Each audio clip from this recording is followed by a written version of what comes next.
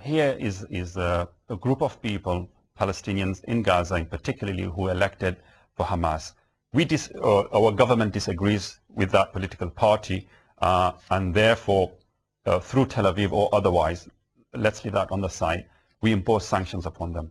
That is reflected very badly. But that also, now the fact that our government has remained silent, which to Miliband referred to, means there's a greater radicalization.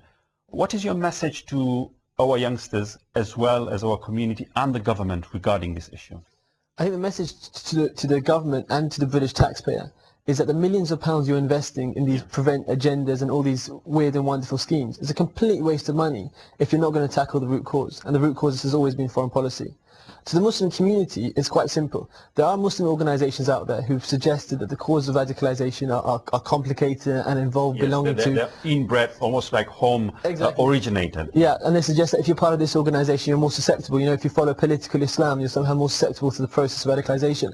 That's utter nonsense. Every single young British Muslim out there, from whatever ideology, of whatever background, is angry because of the silence and the complicity of the West in the mass murder of the Palestinian people. It's as simple as that.